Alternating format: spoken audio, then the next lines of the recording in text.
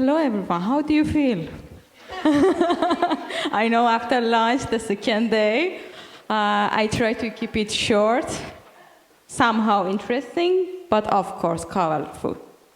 So my museum the name is known as Iran Dolls Museum, but particularly we have two, it is distinguished between two different kind of museum, International Dolls Museum and Museum of Iranian Dolls and Culture. I would like to know, what do you think, except those that I have talked to them about our museum, what do you think about such kind of museum? Dolls as a dolls, or as dolls as a agents and mediation of culture?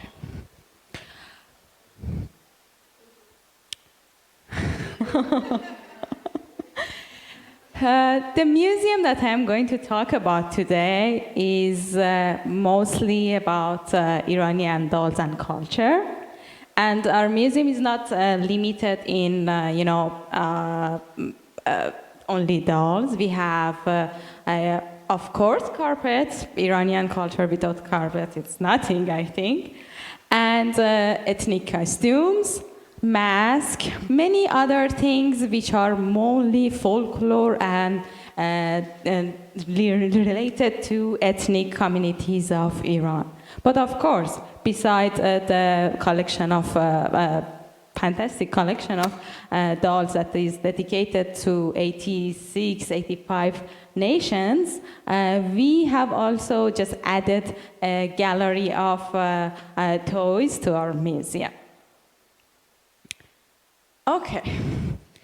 We all know that, museums have started their path through being, just repositories.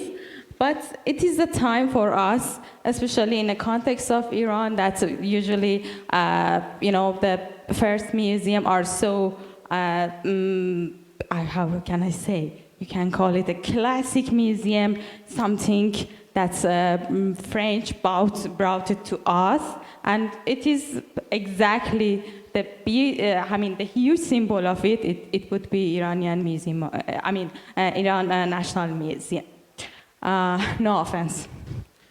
So we try to exemplify this shift by organizing exhibitions and educational activities to address critical social issues like gender equality, community cohesion, and preservation of cultural heritage. I know we all do it at the museum, but those who are going to be forgotten, those are more intangible part of it, and museums in the classic case cannot preserve it very well.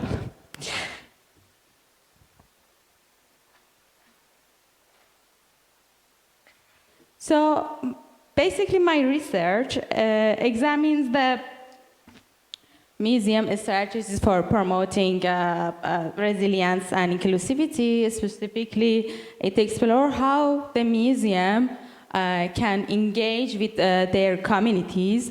As such, for Iranian culture, we have a vast and variety of communities which, due to any circumstances, they are no longer wearing their traditional dresses at the public, or I can emphasize that maybe usually in their wedding ceremonies they would do that.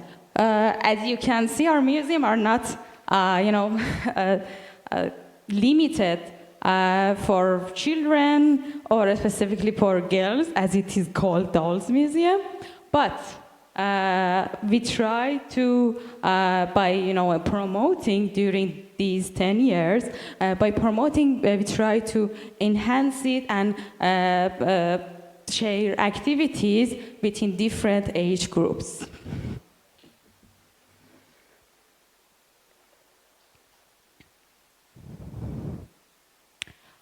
Okay.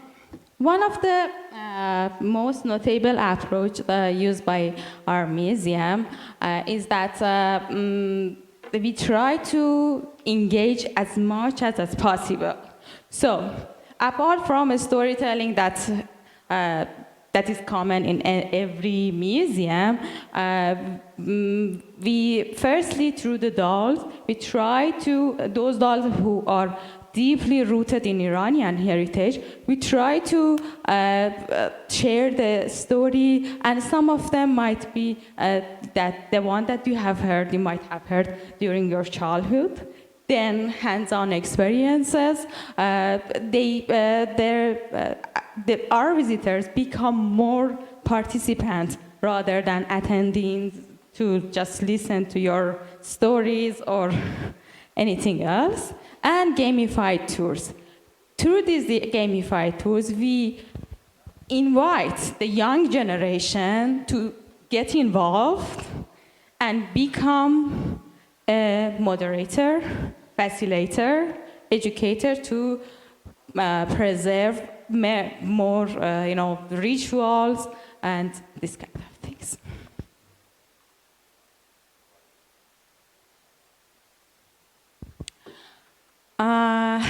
The latest innovative approach that our museum took was exactly we decided on it during the pandemic. And through the Tales Nights and such kind of events, we realized that there is a lack in sharing feminine narratives.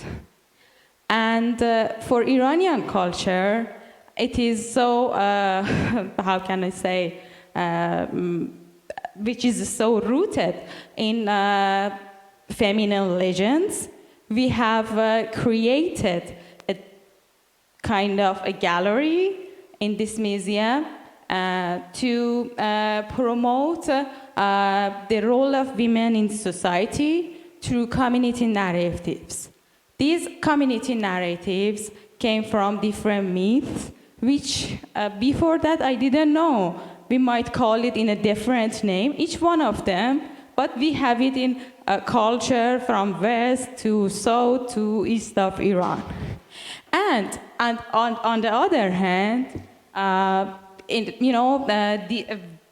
this is where this kind of discussion usually are limited due to political reason, but we tried to do it in a very gentle, classic, and of course through the soft power of museum. So these newly created dolls are not only the representation of women in through the times, through the history of Iran, but also they have been the custodians of nature. And as such, for Iran, which is dealing with environmental issues, we try to share a narrative to preserve and safeguard our planet too.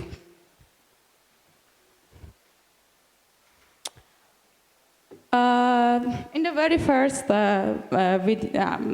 image at the left, you see some part of the gallery, those educational activities that happen there. And I am quite lucky to tell you that whether we have been using eco-friendly materials, and afterwards we have, for instance, created some board games, and those have been also created through eco-friendly materials. And finally, through the imagination of those children, those people who have participated, they have created their expression through painting as well as a sculpture have been exhibited at the museum and to the public.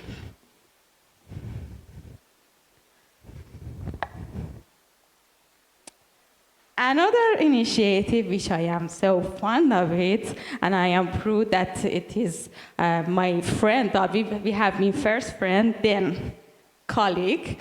We have carefully created this suitcase, which is called the doll suitcase program. And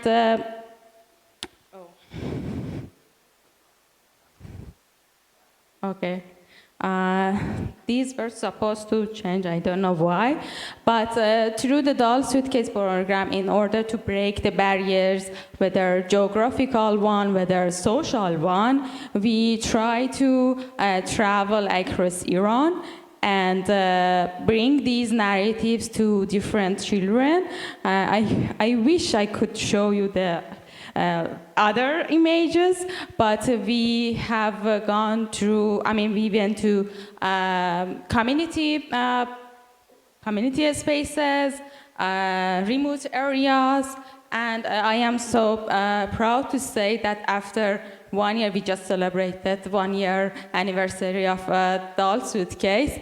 We have organized more than 60 programs, went to 25 locations and 10 provinces of Iran. It is so interesting that after that our initiative have been well known, museum community, those who are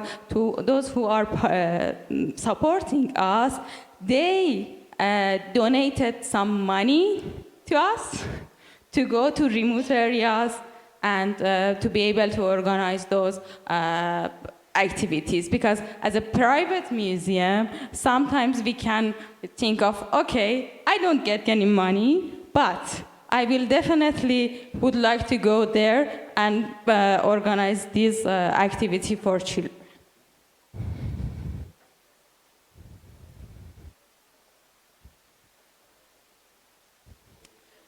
And one other significant outcomes of our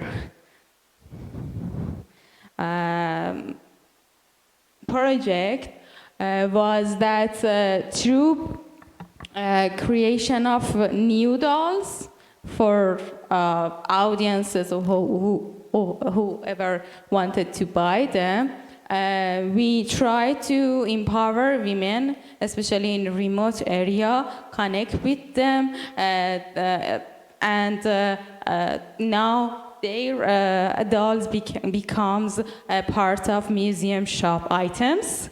And also, we had also support of Pro doll makers, but it was kind of an exchange. They support us that this idea to be well known, and now they have so many, customers who are ordering these kind of dolls.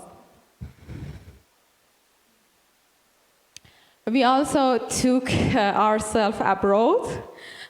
We celebrated our shared heritage with our neighbors.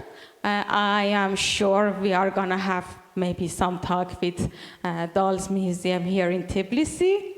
But this was the moment we realized that not only in a general term of nations, but in the specific communities, we have a lot to say. So basically, the previous presentation was about some kind of myth or legend from the court communities of Iran.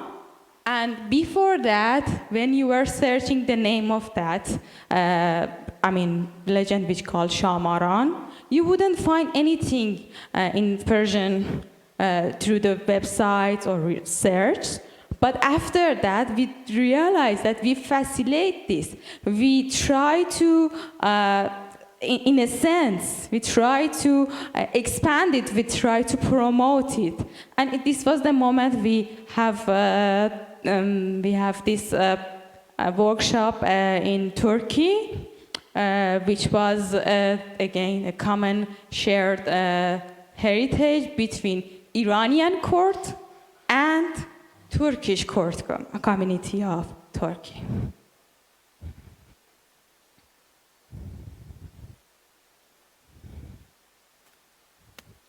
Doesn't switch.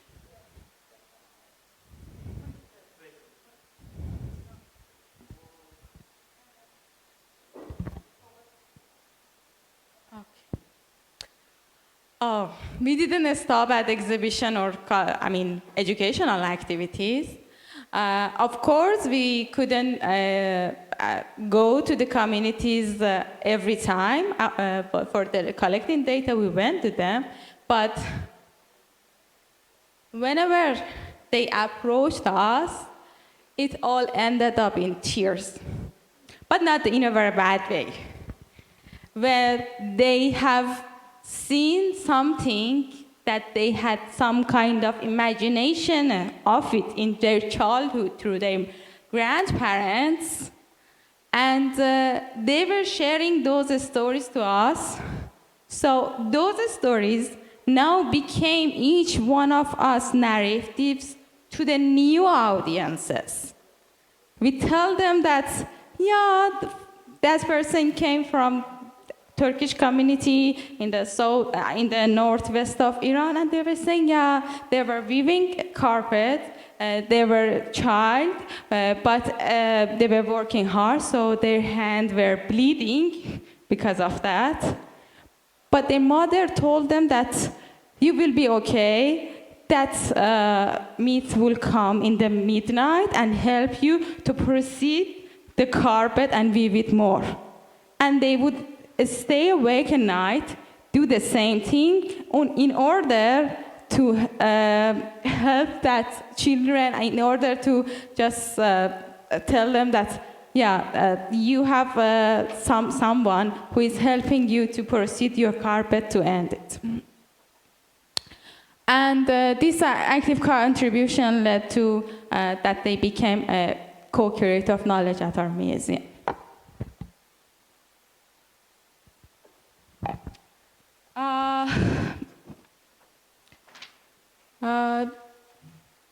As part of, I can say we had some kind of essential outcomes and impact, and we try to, as you may be aware of Iran news and this kind of things, we try to amplify women's voices and their role in a modern society, and by promoting women's rights through these dogs, and then definitely, as I said, preserving the heritage and traditions that are forgotten.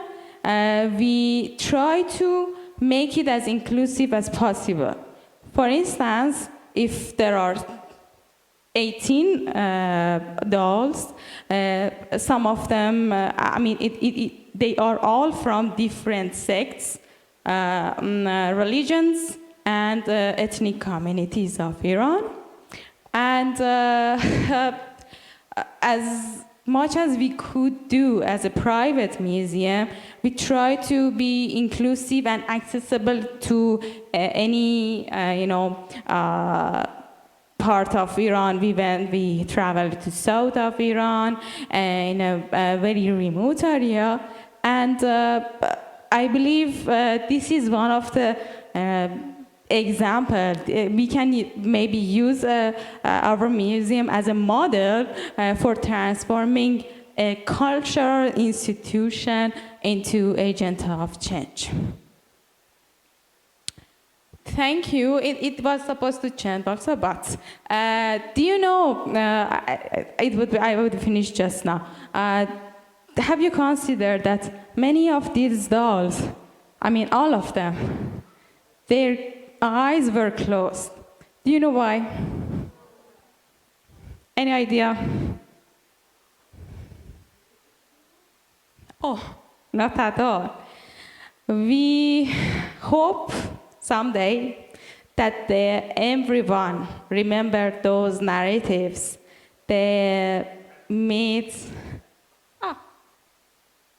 were preserved. Their stories are being told everywhere. They would open their eyes to us. Thank you.